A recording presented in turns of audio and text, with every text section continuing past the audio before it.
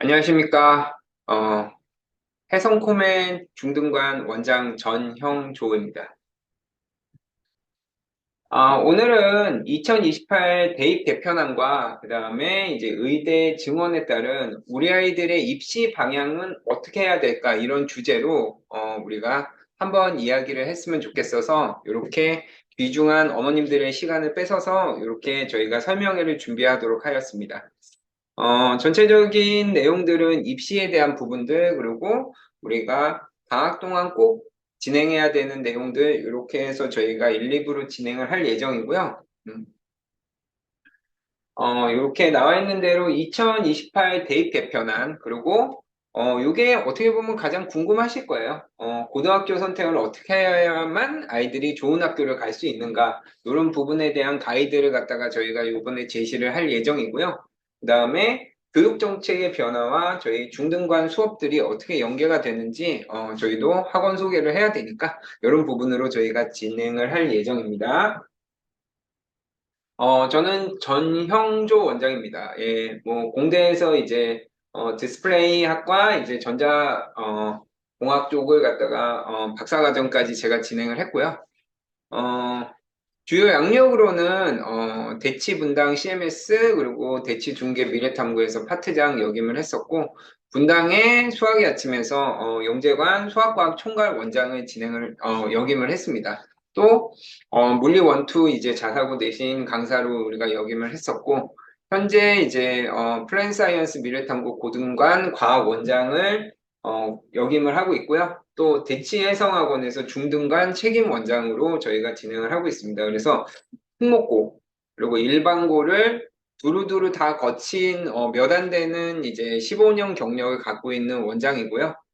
여러분들한테 좀 좋은 내용들을 전달할 수 있는, 그리고 초등학생, 중학생, 고등학생을 다 가르쳤던 사람으로서, 여러 가지 이제 그 나이대에 맞는 어떤 교육적인 제안을 갖다가 드릴 수 있는, 확실한 이제 원장이라고 생각을 하고, 어머님들한테 오늘 얘기를 진행을 할 예정입니다. 뭐 특목고 합격 뭐 총 뭐 천여 명 정도, 그리고 의대 합격자 200명 정도, 올해도 지금 이따가 소개를 드리겠지만 여러 학생들의 예를 말씀을 드릴 거고요.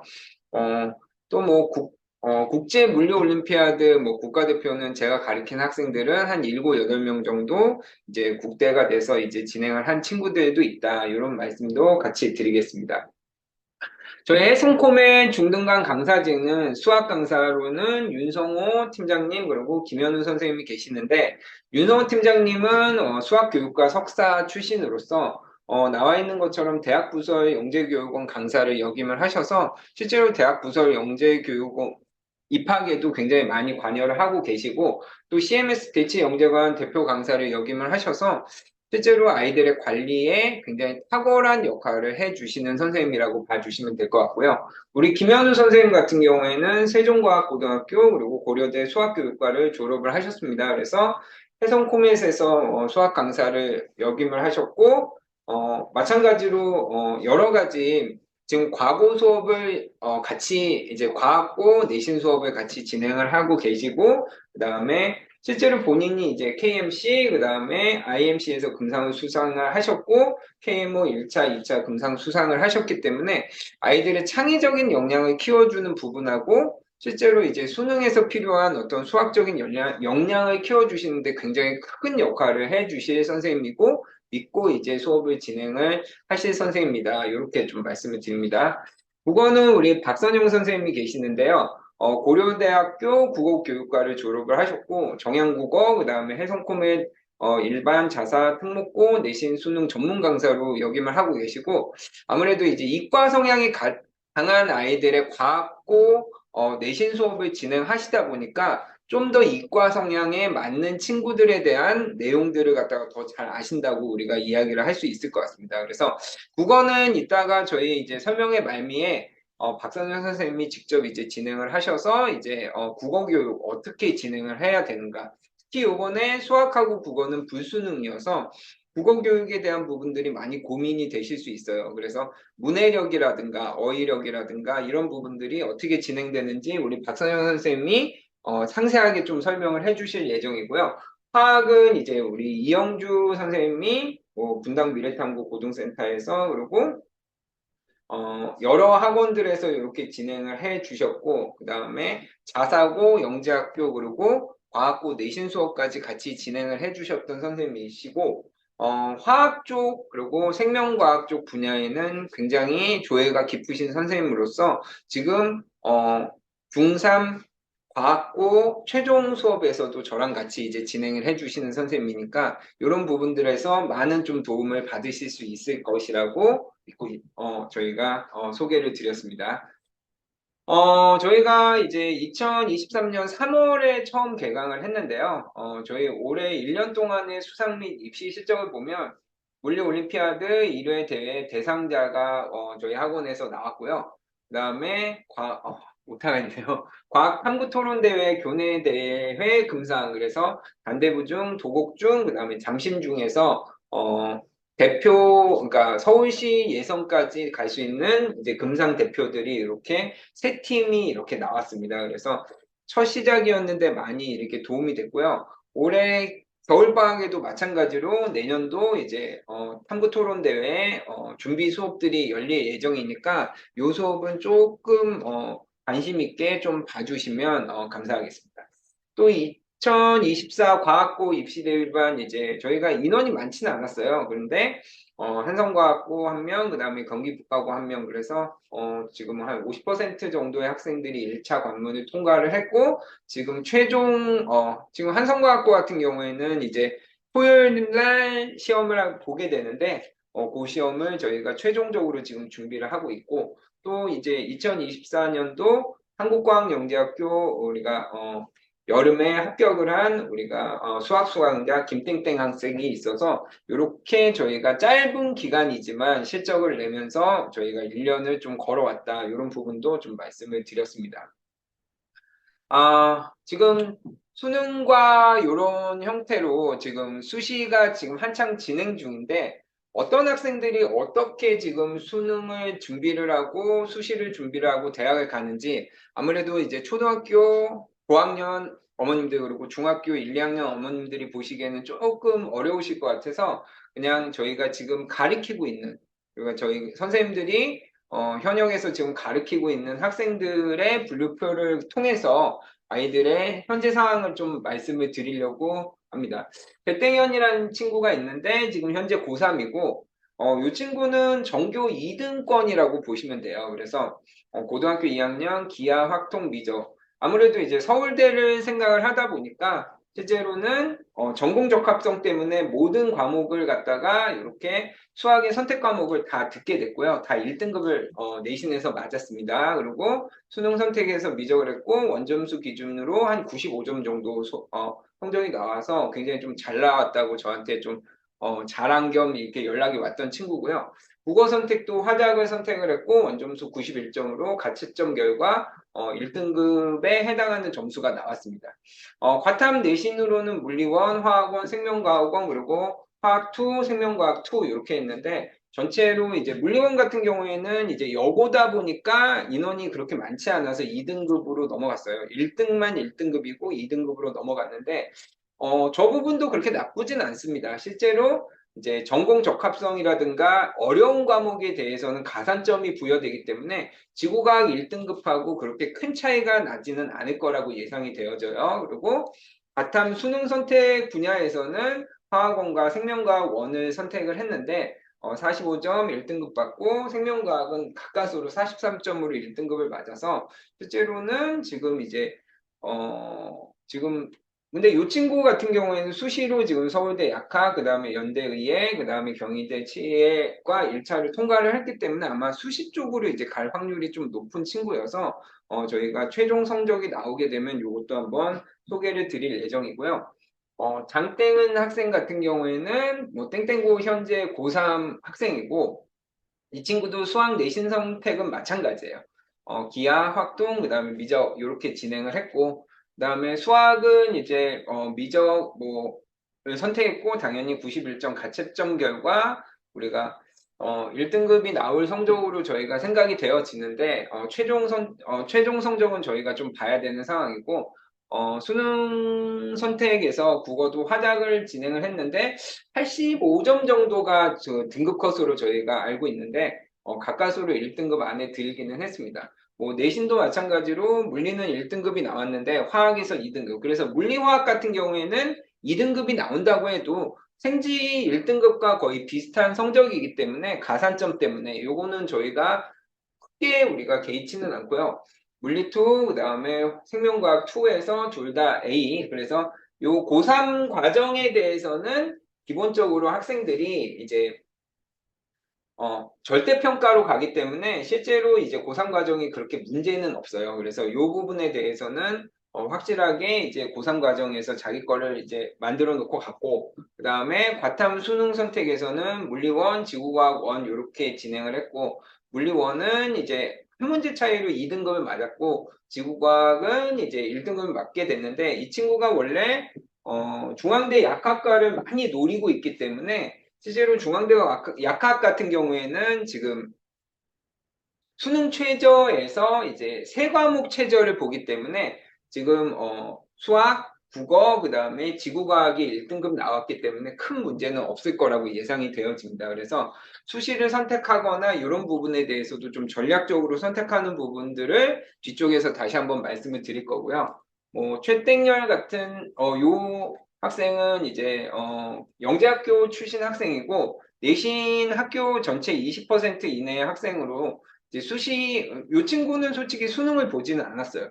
영재학교 학생들은 거의 대부분 이제 수능 최저가 필요 없는 형태로 이제 진행하는 과정들을 많이 하기 때문에 수시 선택에서 우리가 서울대 자유전공 1차 통과를 했고 연대 그다음에 카이스트 포스텍 다 지금 1차 통과를 한 상황이다. 이렇게 봐주시면 될 것 같고요.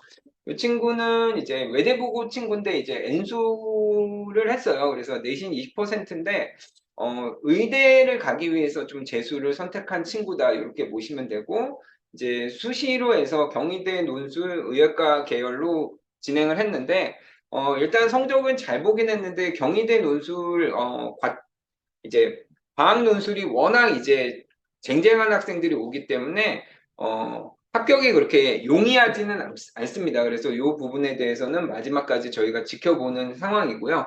그다음에 조태은 학생 같은 경우에는 연대 글로벌 전공 이렇게 해가지고 지금 이제 연대를 다니던 학생인데 다시 이제 약대나 치대를 가고 싶어서 다시 시험을 받고 지금 정시로 선택을 해서 아무래도 이제 N수생 같은 경우에는 이제 수시보다는 정시가 조금 더 이제 가능성이 높기 때문에 연대 약대나 단국대 치대 이런 형태로 이제 진행을 할 예정이다. 그래서 이런 결과들, 그러니까 어떻게 공부를 했느냐, 어떤 성적이 나왔느냐, 요거에 맞춰서 뭐 그냥 데이터로 보여드리는 게 아니라 학생별로 저희가 분류를 해서 아이들에 맞는 형태로 저희가 키워내는 부분에 대한 예비 데이터로 쓰는 거고 한 번쯤 어머님들도 이런 학생들은 이런 데들을 가는구나 이렇게 한번 봐주시고 이렇게 가기 위해서는 어떻게 공부를 해야 되는지 교육에 대한 어떤 이력이라든가 이런 부분들을 한번 다시 되짚어 보는 것도 굉장히 중요한 부분이기 때문에 한번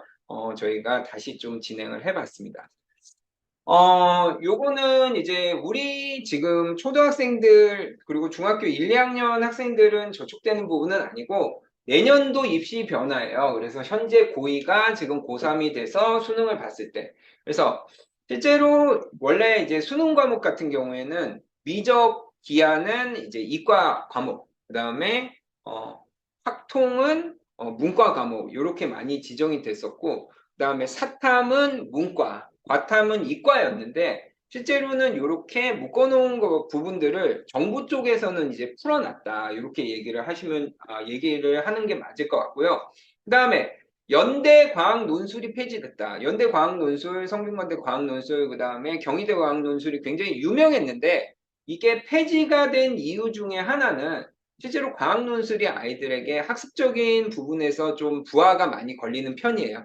그러다 보니까 과학 논술이 진행이 되면 연대에 좋은 학생들이, 그러니까 외연을 넓히기가 좀 어렵다 보니까 과학 논술이 폐지된 부분들은 좀 시사하는 부분들이 있다. 이렇게 좀 봐주시고요.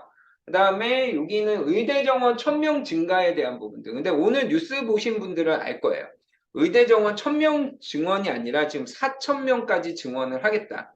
그렇다면 만약 지금 기준으로 얘기했을 때는 의대를 가는 친구들은 의치 한약 수를 다 포함을 하게 되면 한 지금 2등급 학생들도 이제 의치 한약 수를 갈 수 있는 형태로 이제 늘어나기 때문에 실제로 이 부분에 대한 파장은 굉장히 커질 것 같다. 이런 부분으로 좀 생각을 하고 뒤쪽에 좀 정확하게 자세하게 좀 말씀을 드리도록 하겠습니다. 또 고대는 논술이 부활이 됐어요. 연대는 과학 논술이 폐지가 됐는데, 그리고 성균관대는 또 이제 다군에서 선발을 하는 전형들이 만들어지고, 그래서 그리고 요거는 이제 미리 시작이 되는 것 같은데, 상위권 학생부 교과 전형을 하는 아이들이 수능 최저가 반영이 된다. 요게 2대를 제외하고, 그래서 결국은 이제 100% 수능, 100% 우리가 학종 뭐 또는 교과 이런 부분들이 이제 사라지는 부분들이 이제 시작을 했다. 이렇게 좀 말씀을 드릴 수 있을 것 같아요. 또 지정 과목이 해제되는 부분에 대해서 인위적으로 이렇게 공통을 뭐 넣는다든가, 그러니까 결국은 어떤 세부적인 과정들을 만들어 가지고 그 과의 특성을 만들려고 하는 대학의 움직임을 정부가 지금 제어를 하는 형태라고 생각을 하시면 좋을 것 같은데, 그러다 보니까 서울대 자연에서는 확통 보면 안 돼요. 그냥 미적, 기하로 아예 못을 박아놨고, 주요 과들 같은 경우에는 물리, 화학 최소한 한 과목 이상 보지 않을 경우에는 계속 안 뽑는 과탐 지정이 서울대랑 고대는 계속 유지가 됩니다. 또 실제로 연대, 성균관대 대부분의 학교들이 이제 과탐에 대한 가산점이 진행이 된다. 요거 뒤쪽에서 얘기하겠지만 결국 2028년 수능에서 결국 이제 공통과정으로만 시험을 보는데 유일하게 계열별 이제 과정이라고 얘기하는 건 사탐하고 과탐이 있게 되는데 사탐, 과탐에서 굉장히 이 가산점에 대한 부분들이 있을 것이다. 그렇지만 사탐의 가산점보다는 과탐의 가산점이 훨씬 더 중요하게 여겨질 것이라는 게 뭐 이대를 봐도 좀 보이고 전체적으로 이제 사탐보다는 과탐에 대한 부분들이 우리가 좀 중요한 관점으로 우리가 여기셔야 될 것 같습니다. 밑에 뭐 동국대, 뭐 국민대, 인하대, 아주대, 항공대, 광운대, 과탐 3에서 5% 가산점을 주는 이 부분을 시사하는 부분들이 꽤 많다. 이렇게 보여집니다. 그래서 그러면 2028 대입 개편안 분석, 이거 워낙 많이 분석을 했는데 공교롭게도 저희가 10월 10일 날 이게 발표가 됐는데 저희가 10월 9일 날 이 부분을 진행을 하면서 제가 이제 엠바고가 나오는 부분에서 이 부분에 된 부분에서 이 부분을 저희가 설명을 드렸거든요. 그래서 아마 대치동에서는 저희가 제일 먼저 이 부분을 이제 말씀을 드렸을 것 같은데 한 달 뒤에 지금 지금 다시 한번 이 부분을 말씀을 드릴 때 이제 어떤 부분들이 이제 좀 더 중요시하게 되는가 이 부분을 한번 말씀을 드리도록 하겠습니다. 일단 2022년도 교육개정 그리고 내신 5등급 그래서 실제로 지금 현재 1등급은 4%, 2등급은 7%인데 개편 5등급제에서는 1등급이 10%, 2등급이 24%이기 때문에 실제로 지금 보게 되면 굉장히 이제 급간들이 넓어지면서 이제 구제받는 등급이 있고 구제받지 못하는 오히려 더 떨어지는. 그러니까 10%까지는 이제 천상으로 간다라고 얘기를 하면 10%에서 11%는 오히려 2등급, 9등급제의 2등급에 놓여 있는 게 훨씬 더 유리했었는데 지금 쉽게 얘기해서 34%와 동일한 취급을 받게 됐다. 이렇게 우리가 봐주셔야 돼요. 그래서 이 부분은 유불리가 분명히 존재하는 부분이다. 이렇게 좀 말씀을 드리고요. 원안대로 얘기를 하면 원래 지금 개편안이 나오기 전에 내신은 원래대로 얘기하면 고등학교 1학년 학생들만 9등급제로 가고 고등학교 2학년, 3학년은 다 절대평가 형태로 진행을 하기로 했었는데 지금은 오히려 상대평가 5등급제로 전학년을 가게 됐기 때문에 상대적으로는 내신의 약화가 둔화됐다라고 보시는 게 맞습니다. 그리고 또 절대평가 플러스 상대평가이기 때문에 실제로 원점수가 우리가 나오게 되고 또 이제 분포 비율과 과목 평균까지 나오기 때문에 굉장히 이제 정확하게 어느 정도는 반영이 된다. 물론 고등급제만큼 우리가 강력하게 이제 반영이 되는 건 아니지만 상대적으로 이야기를 하면 꽤 그래도 내신이 살아있는 형태다. 이렇게 말씀을 드립니다. 그래서 요거는 이제 잘 모르시는 분들이 있어서 초등학교 1, 2학년은 내년부터, 그 다음에 초등학교 3, 4학년은 2025년, 내후년부터, 그리고 중학교 1학년, 2학년. 그러니까 2025년에는 모든 내신이, 그러니까 모든 교재가 다 바뀐다라고 보시면 될 것 같아요. 그래서 현재 이제 중3 학생들 같은 경우에는 실제로 이제 굉장히 많은 변화폭을 갖게 되는데, 오히려 이제 중2 학생들까지는 이제 새롭게 바뀌는 것들을 갖다가 일타로 이제 맡게 되는 학년이기 때문에 어떻게 보면 그래도 이제 바뀐 교과를 꾹 쭉 진행하는 학생이어서 다행이라고 봐야 될 수도 있지만, 실제로는 많은 변형을 갖다가 이제 혼자 떠안는 학년이 될 수도 있어요. 그래서 지금 중학교 2학년 학생들은 실제로 이제 어떠한 형태든지 많은 변화를 잘 겪어내야 되는 학년이다. 이렇게 생각을 해 주시고, 중학교 2학년, 1학년 학생들은 이런 변화들, 그리고 아마 초등학교 5학년, 6학년 학생들은 1, 2년간의 변화를 보고 입시가 한 번 정도는 더 바뀔 수 있다. 이런 부분들도 같이 생각을 해 주셔야 된다. 이렇게 말씀을 드립니다. 그래서 우리 친구들이 2025학년도, 그러니까 2025년, 내후년부터, 그러니까 지금 중3이 고등학교 올라가면서부터 배우게 되는 개정교육과정 보통 교과를 보면 실제로는 거의 똑같아요. 국어 같은 경우가 이렇게 공통국어 1, 2, 그 다음에 화법과 언어, 그 다음에 독서와 작문, 문학 이런 형태로 나누어지게 됩니다. 그래서 여기까지가 실제로 일반 선택까지가 아예 수능에 다 들어가는 공통 분야라고 보시면 될 것 같고요. 그 다음에 수학 같은 경우에는 공통수학 1, 공통수학 2, 공통수학 1, 공통수학 2는 지금 수3, 수하 이렇게 보시면 되고요. 그 다음에 대수는 요게 수1이라고 보시면 됩니다. 그리고 미적분 1이 수2라고 보시면 되고, 원래 선택 과목으로 빠져나갔던 확률과 통계가 일반 선택으로 들어간다는 게 중요한 부분이고, 요 대수 미적분 1, 확률 통계까지가 이제 수능 과목이 된다. 이 부분에서 우리가 중요한 변화를 갖게 된다. 이렇게 보시면 될 것 같아요. 영어는 뭐 한국사는 변함이 없으니까 그냥 넘어가게 되고요. 그 다음에 과학은 통합과학 1, 통합과학 2. 그냥 통합과학이라는 거를 1, 2로 1학기, 2학기용으로 나눈 거니까 요거는 별로 신경 쓰실 필요는 없고, 물리학 1, 물리학 2였는데 물리학 1은 그냥 물리학으로 바뀌었습니다. 화학, 생명과학, 지구과학으로 이름이 바뀌었고요. 그 다음에 물리학 2, 화학 2, 생명과학 2, 지구과학 2가 역학과 에너지, 그 다음에 전자기와 양자. 그러니까 만약 기계과를 가는 친구는 역학과 에너지를 꼭 들어야 됩니다. 그리고 전자공학과를 가는 친구들은 전자기와 양자를 꼭 들어야 되기 때문에 좀 더 세분화된 과정으로 투과정이 변했다.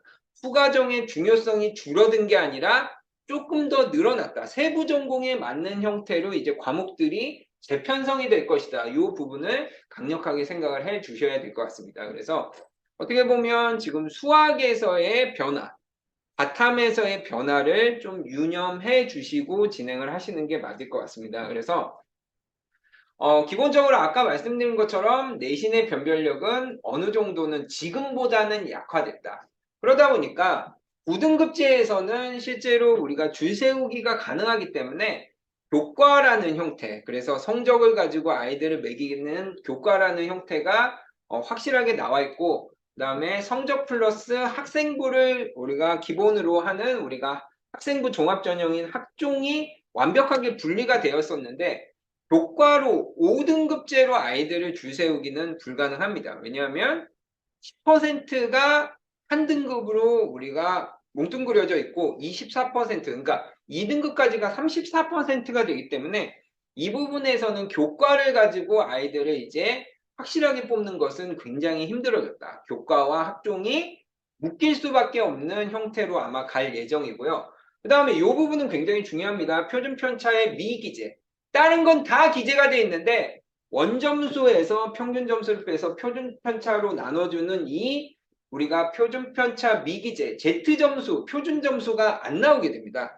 표준 점수를 내는 거는 이 과목이 다른 과목에 비해서 쉬운 과목이냐 어려운 과목이냐를 결정하는 점수가 표준 점수인데 이 표준 점수가 나오지 않기 때문에 더더군다나 교과를 통해서 이 과목이 더 어려운 과목이었다. 쉬운 과목이었다. 유불리를 따지면서 우리가 진행을 하는 것들은 더 어려워졌다. 학종에서도 마찬가지죠. 그래서 실제로 내신의 변별력이 굉장히 어두워졌다. 이렇게 이야기를 하고요. 그럼 내신으로 안 되면 뭘 할 수 있느냐? 예전처럼 우리가 동아리 활동을 얘기를 할 수도 없고 실제로 우리가 교내 경시를 할 수도 없기 때문에 아까 뭐 과목을 보시면 아시겠지만 과목이 더 늘어났어요. 특히 과탐 같은 경우는 과목이 늘어났기 때문에 과목 하나당 500자를 쓸 수 있는 세부 능력 특이사항은 오히려 더 강화가 됐다. 그래서 세특에 대한 부분들이 어떻게 진행을 하느냐에 따라서 수시는 굉장히 많이 우리가 변화가 될 것이다. 이렇게 우리가 강하게 말씀을 좀 드립니다.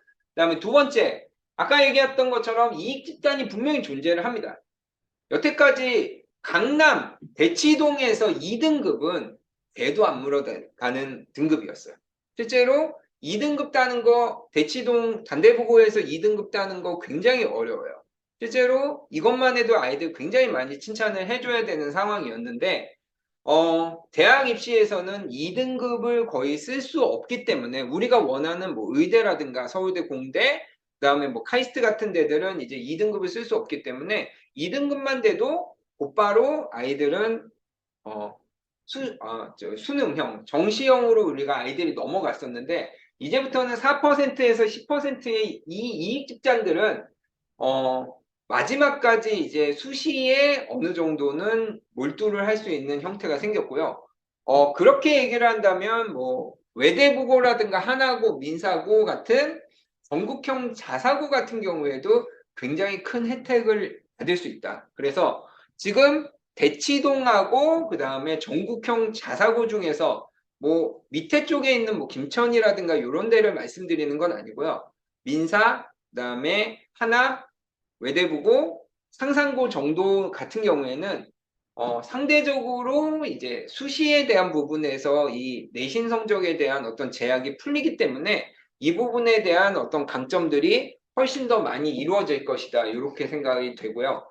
지금은 1.3, 뭐 1.5 이렇게 되기 때문에 뭐 모든 과목을 1등급 따기가 워낙 어려웠어요. 4% 안에 전 과목에 드는 게 어려웠기 때문에 이런 올 1등급이 거의 안 나왔지만 그리고 올 1등급은 뭐 횡성이라든가 아니면 뭐 익산 이런 데 내려가야지 나오는 등급이라고 얘기를 했는데 10%로 늘어나게 되면 이제 1등급, 올 1등급을 받는 학생들이 생기게 되고 오히려 뭐 1등을 하는 것보다 1등급이 아닌 2등급이 나오지 않는 게 훨씬 더 중요한 형태로 내신의 형태가 바뀌게 될 것입니다. 그러니까 올라운드 플레이어가 필요하다는 얘기예요. 그러니까 한 과목만 뾰족하게 잘하는 친구도 중요하지만 실제로는 이제 내신이 5등급제로 바뀌고 난 다음에는 10% 안에 전 과목이 들 수 있는 학생들이 좀 더 유리할 수 있다. 그리고 3등급 이하의 성적을 맞게 되면 요거는 수시에서 배제된 학생이 되고 정시로 달려가야 되는 학생. 그러니까 지금은 고등학교 2학년이 끝나는 또는 여름방학이 지나는 순간까지는 정시와 수시를 결정하기가 조금 애매했는데 이제 고등학교 1학년이 끝나는 시점에서 벌써 정시와 수시가 나뉘게 될 것이다. 이렇게 좀 예상이 되어집니다. 그러니까 정시와 수시에 대한 어떤 판단이 조금 더 빨라지는 시점이 나오게 된다. 그렇다면 1학년 때부터 정시와 수시를 갈라치는 내신에서 강점을 두려면 실제로 조금 더 학년이 내려와서 고등과정을 좀 더 빨리 준비하지 않으면 실제로 역전이 불가능해지는 수시에서는 역전이 불가능해지는 형태가 만들어질 것이다. 이렇게 이야기를 할 수 있고요. 그 다음에 이 논서 수령에 대한 부분들 지금도 아이들은 지금 시험에서도 이제 수행평가에 대한 부분들을 굉장히 어려워합니다. 특히 과학 같은 경우에는 수행평가 성적이 한 40% 정도 들어가고 수학이 20%인데 아마 원래는 저희 수능의 논서 수령을 강화시키려는 움직임이 있었는데 요거는 지금 불가능하게 됐고 실제로는 이제 내신의 논서 수령을 강화하겠다는 걸 굉장히 강조를 하고 있습니다. 이 부분은 아마 생각보다 굉장히 중요해질 거예요. 그래서 지금 공부를 하는 학생들 기준으로 이야기를 했을 때는 논서 수령에 대한 부분들이 좀 더 강화돼서 공부를 해야 된다. 그래서 학원 수업도 이 부분에 대해서 간과하고 가서는 아이들이 생각보다 점수가 고등학교 가서 안 나올 수 있다. 이 부분을 우리가 강하게 짚어서 말씀을 드립니다. 또 분석 3 대학의 선발력 그래서 우리가 대입 연계 강화.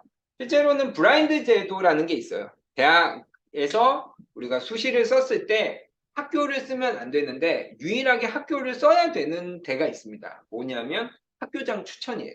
학교장 추천 같은 경우에는 우리가 학교를 쓰지 않으면 학교장 추천을 받을 수 없기 때문에 대학은 이 학교장 추천을 통해서 우리가 데이터를 쌓아갈 수 있게 되는 거예요. 그러다 보니까 실제로 학교장 추천에 의한 학교별 표본이 제공이 되는 형태가 되고 이 블라인드 제도와 이게 굉장히 지금 혼재되어 있는 상황이기 때문에 이 대입 연계 강화와 블라인드 제도의 어떤 병립이 어떠한 형태로 파고를 맞을지는 저희도 좀 지켜봐야 되고 실제로는 그래서 지역 명문고에 대한 부분들의 니즈가 지금보다 조금 더 강해질 수 있다. 이런 부분도 간과해서는 안 되게 되고요.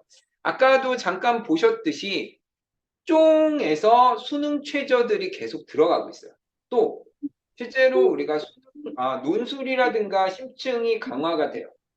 특히 이제 심층 같은 경우에는 정시를 본 친구들 서울대 지금 심층 들어갑니다. 그 다음에 고대도 심층 들어가고 내년부터 연대도 심층이 들어가기 때문에 실제로는 심층이 들어가는 부분들 그리고 정시를 기준으로 말씀드리면 서울대, 연대, 고대가 이제 내년 이후부터는 다 이제 정시에서 이제 내신이 들어가는 형태로 진행을 하기 때문에 100% 정시, 100% 수시가 없어지는 형태가 될 것이다. 그러니까 모든 걸 다 잘하는 학생들. 예전에는 그냥 수능만 잘 보면 갈 수 있었어요.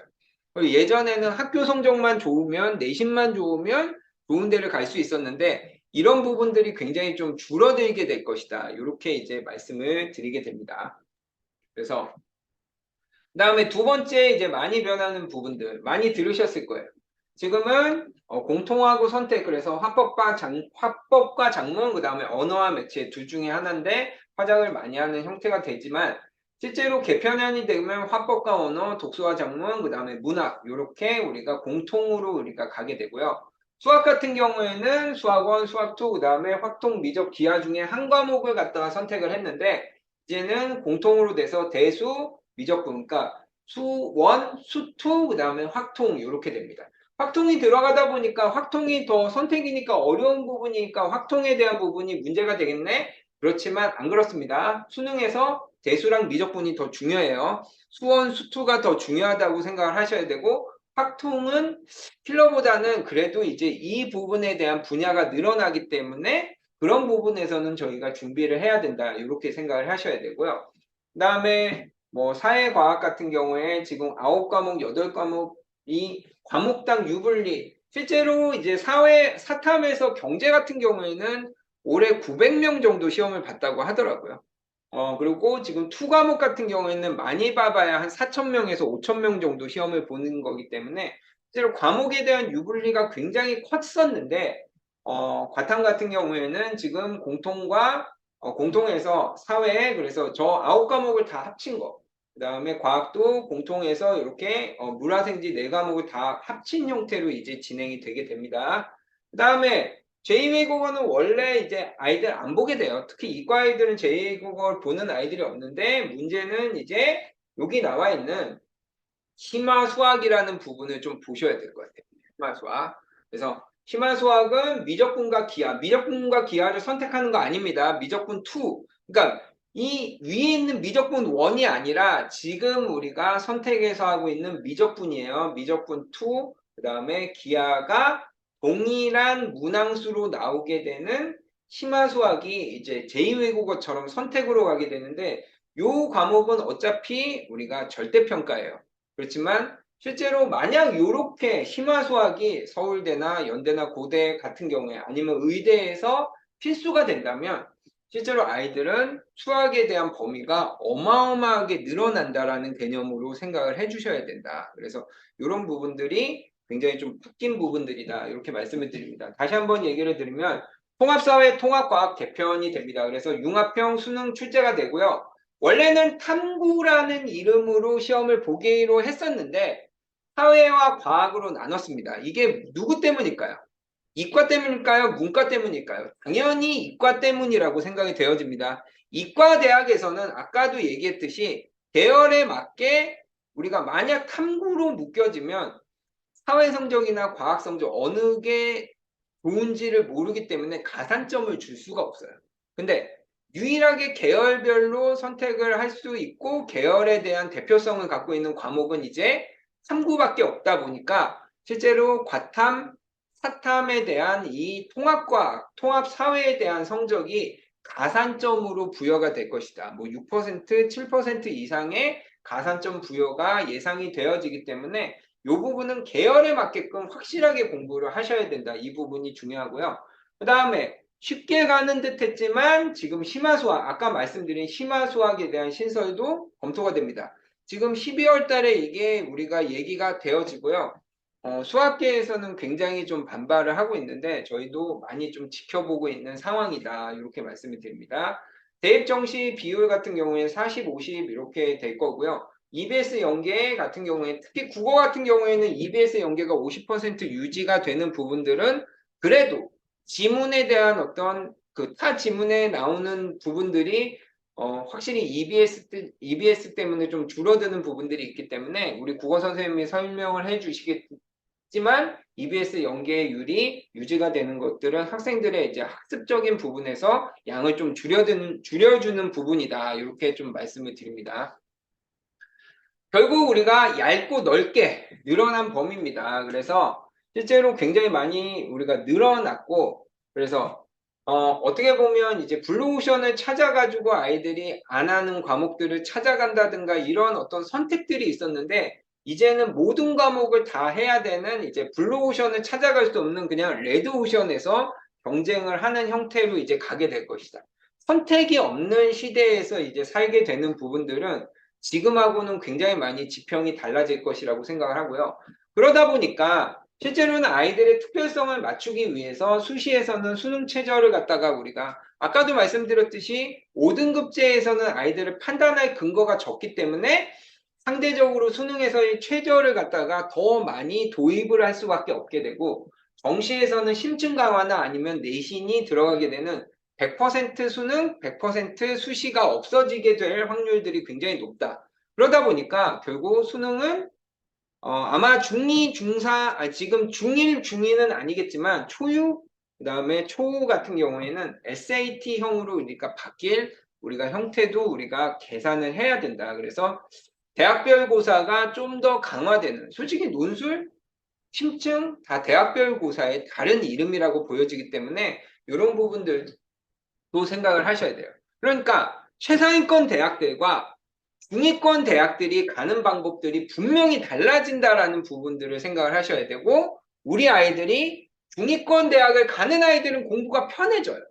근데 최상위권 의대를 간다든가 스카이 공대를 간다든가 카이스트나 포스텍을 가는 친구들은 공부가 지금보다 훨씬 더 어려워질 확률이 높다. 더 많은 거를 요구한다. 아까 말씀드렸듯이 의대 입시가 1000명 증가 이렇게 얘기가 나오는데 오늘 또 4000명 얘기가 나오더라고요.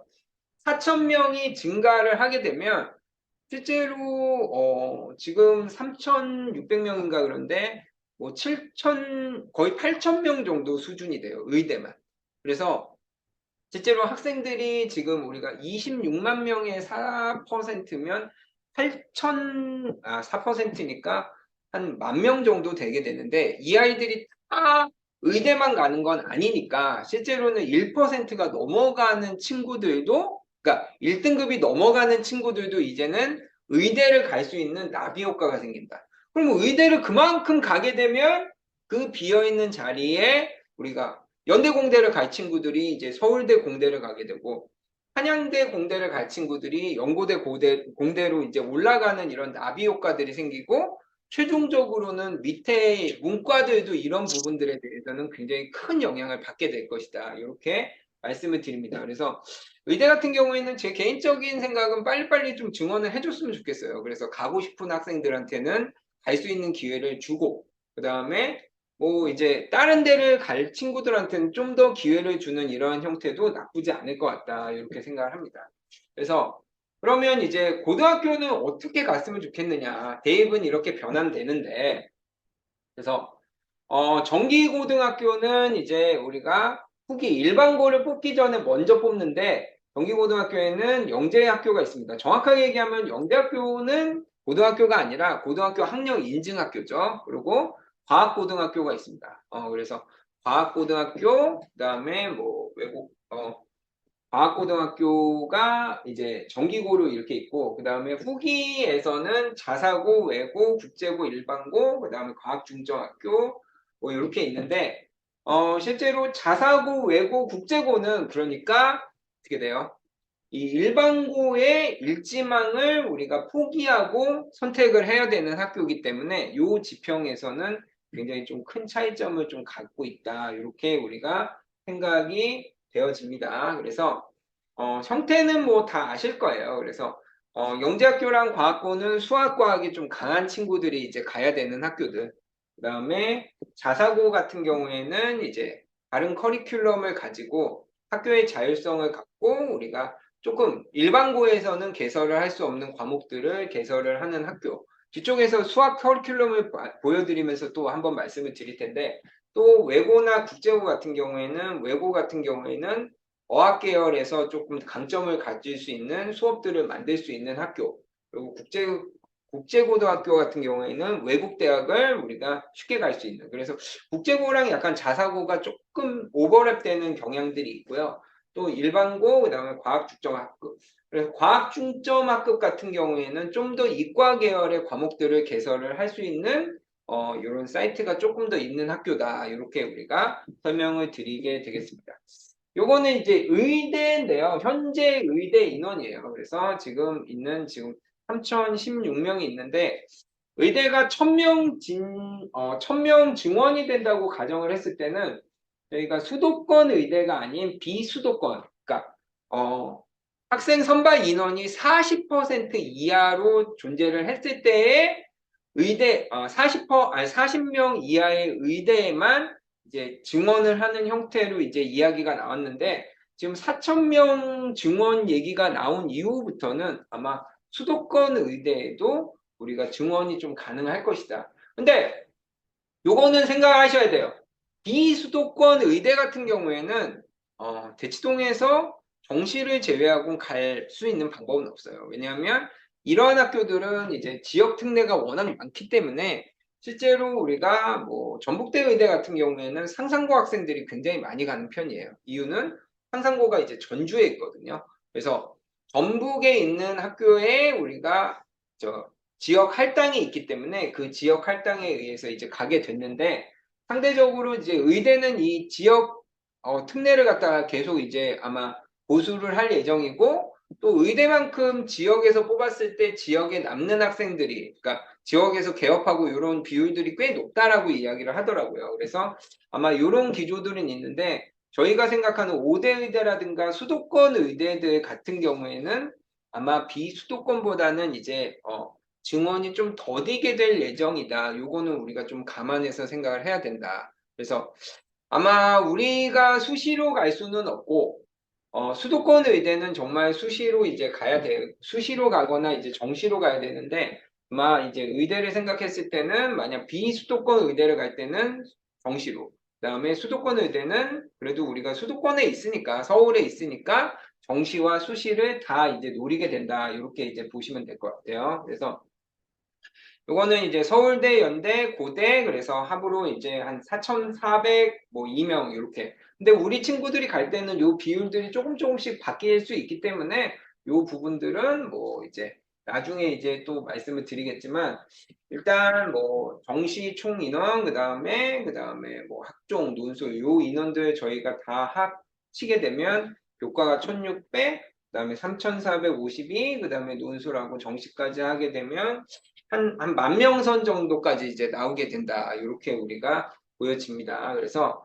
요거는 N수생의 비율 및, 그러니까 저희가 쉽게 얘기해서 저희가 지금 지역에 있는 명문학교들이 얼마만큼 이제 잘 가고 그 중에서 N수생의 비율이 얼마만큼 되는가라고 얘기를 했을 때 의치한약수 이렇게 잡고 이제 서울대 이렇게 잡을 때 이제 402명 중에 뭐 22년, 그러니까 작년 기준이죠. 작년 기준으로 이렇게 우리가 이야기를 했을 때 N수생의 비율이 이제 45% 휴문에서는, 그다음에 대구 경신고 같은 경우에는 51.6, 그리고 뭐 세화에서는 49.3, 그다음에 중동고 같은 경우에는 44, 그다음에 뭐 중상고, 경기고 같은 경우에 49, 그다음에 이거 못하네요. 낙생고 같은 경우에는 뭐 51% 이렇게 되기 때문에 실제로 일반고에서 지금 합격생의 비율이 한 50%는 N수생에 몰려 있다. 이 부분도 우리가 생각을 하셔야 돼요. 그래서 실제로 우리가 보여지는 게 또 다는 아니다. 이렇게 이제 말씀을 좀 드리고 싶고요. 요거는 넘어가겠습니다. 그래서 지금 이제 수능과 내신을 저희가 비교를 한번 해보면 지금 요거는 이제 정시가 50% 이렇게 살아있다라고 가능을 했을 때 지금 정시예요, 정시. 그래서 수능 이제 1%에서 수능 1등급, 그러니까 4%까지죠. 그래서 이 친구들이, 그러니까 현재 지금 수능 형태를 말씀을 드리면 의대나 서울대를 가는 친구들이 이렇게 된다. 4%까지가 의대, 서울대 이렇게 되고, 그 다음에 이제 4%에서 11%가 뭐 연고대, 그 다음에 서성한, 그 다음에 중경외시, 그 다음에 뭐 이대, 건대까지. 그 다음에 수능 3등급 받는 11%에서 23%가 뭐 동수, 그 다음에 뭐 국승세단 인아, 뭐 그 다음에 아주대까지, 그 다음에 상명, 그 다음에 여기는 직업국이죠. 뭐 부산대, 경북대, 뭐 요런 식으로 우리가 만들어진다. 이렇게 보시면 될 것 같고, 그래서 실제 이제 요게 이제 현행에서 이제 넘어가게 되면 실제로 2028 같은 경우에 이제 넘어가게 되면 2028에도 이제 수능 제도는 변하지 않기 때문에 수능에서는 이제 1등급, 2등급, 3등급이 계속 유지가 된다는 얘기죠. 그러다 보니까 실제로 의대, 서울대, 그 다음에 수능 2등급까지가 그냥 이제 의대가 늘어나고 이렇게 되면 얘네들이 이제 갈 수 있는 사이트들이 이렇게 조금씩 올라갈 걸로 저희가 예상이 되는 거예요. 그래서 2028 같은 경우에는 이렇게 좀 변화가 되면서 수능 3등급이 상명대를 제외하고는 저희가 지금의 수능 3등급이 가는 학교들이 수능 2등급이 가는 학교로 이렇게 올라가는 형태로 이제 갈 확률들이 높다. 그리고 내신에서 보게 되면 내신 1등급이 이제 10%까지로 놓이게 되는데 이 내신 1등급을 가지고 의대도 뽑아야 되고 서울대, 연고대, 서성한이, 중경외시, 건동수, 그 다음에 뭐 부경중, 강정까지 다 뽑다 보니까 실제로는 여기에서는 변수가 많이 일어날 수밖에 없는 형태가 되는 거죠. 그러다 보니까 조금 더 수능에 맞는 형태로 가는 것들이 의대나 그다음에 서울대, 그다음에 카이스트 이런 부분, 카이스트는 아니죠. 그래서 의대나 서울대가를 확실하게 가는 방법들은 수능에 포커스를 맞추는 것도 조금 더 유리할 수 있다. 이렇게 이제 말씀을 드립니다. 그래서 요거는 지금 현재예요. 현재 이게 어떻게 바뀔지는 모르겠는데 지금 보게 되면 서울대 직윤, 서울대 일반, 연대 학종은 면접을 포기할 수 있어요. 그래서 수능을 잘 봤을 경우에는 실제로 면접을 포기하고 수시 납치를 안 당할 수 있는데 연대교과, 고려대교과, 그 다음에 고려대 학종, 서성한 같은 경우에는 수시 납치가 되기 때문에 이 부분에 대해서 이제 학생들이 이제 그 수시에서 어떤 학교를 결정하느냐 이 부분도 굉장히 우리가 달라지는 부분이다. 그래서 진짜로 이제 수능 만점을 받은 친구들이 뭐 중대 의대를 간다든가 이런 경우들이 생기는 거는 수시 납치 때문이다. 이렇게 얘기를 해서 이런 부분들도 감안을 해야 되기 때문에 수능까지를 같이 바라보는 관점에서는 서울대 직윤, 서울대 일반, 서울대 학종을 써야 되는데 여기를 쓰는 친구들은 워낙 수시에서 강점을 갖고 있는 정말 결점이 없는 친구들이다 보니까 이게 쉬운 형태는 아니다. 이렇게 이제 말씀을 드립니다. 그래서 아까 말씀드렸듯이 이렇게 실제 이제 2028 우리 친구들이 이제 대학을 갈 시점에 되면 내신에 대한 부분들이 이렇게 만만치 않게 이제 스펙트럼이 넓어지는 부분들은 조금 감안을 하셔야 된다. 이렇게 말씀을 드리고요. 이렇게 우리가 좀 정리를 해보면 저는 이제 특별하게 어느 학교에 꼭 가야 된다 이렇게는 제안을 드리지는 않아요.